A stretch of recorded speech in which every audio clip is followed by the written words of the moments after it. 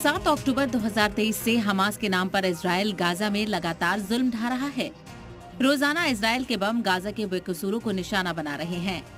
करीब 3,60,000 से ज्यादा इमारतें तबाह हो चुकी हैं और अब गाजा में 22 लाख लोग भूखमरी का शिकार हो रहे हैं।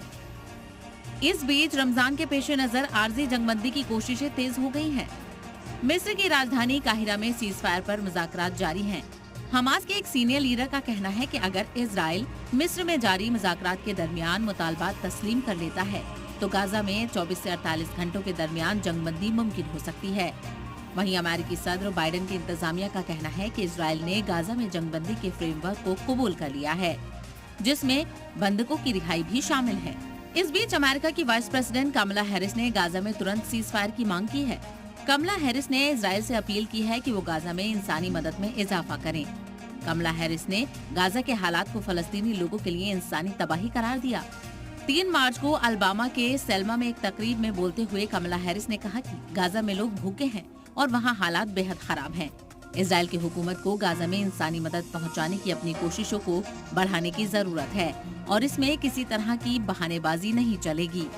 दूसरी जानिब मीडिया रिपोर्ट्स में दावा किया जा रहा है कि इजराइल की मांग पर भी हमास ने बंधकों के नाम बताने से इनकार कर दिया है, जिसकी वजह से इजराइल ने सीज फायर को लेकर हो रही बातचीत से खुद को अलग कर दिया। मिस्र की राजधानी काहिरा में कतर और मिस्र की सालिसी में इजराइल और हमास के बीच सीज फायर पर बातचीत हो रही थी। जब इसे लेकर कमला हैरिस से सवाल किया गया तो उन्होंने कहा कि समझौते पर चर्चा हो रही है और हमास को इस समझौते पर राजी हो जाना चाहिए ताकि बंधक अपने परिवार से मिल सके और गाजा के लोगों को भी राहत मिल सके। गौरतलब है कि अभी तक इजराइल हमास जंग पर अमेरिका ने इजराइल की खुलकर हिमायत की है। अमेरिका ने इजराइल को हथियार भी मुहैया कराए हैं और साफ कहा है कि इजराइल को अपनी सिक्योरिटी करने का पूरा हक है। हालांकि अब अमेरिका पर भी दबाव बढ़ रहा है। अरब मुल्क लगातार अमेरिका पर गाजा में सीज फायर को लेकर दबाव बना रहे हैं। साथ ही घरेलू सतह पर भी सरकार पर बंधकों को छुड़ाने का दबाव है। ऐसे में कमला हैरिस के बयान को भी उसी दबाव की सियासत से जोड़कर देखा जा रहा है। अमेरिका ने गाजा में इंसानी मदद की तादाद भी बढ़ाई है और जंग शुरू होने के बाद पहली बार अमेरिका ने हवाई जहाजों से गाजा में खाने की चीजें और दीगर जरूरत का सामान पहुंचाया है।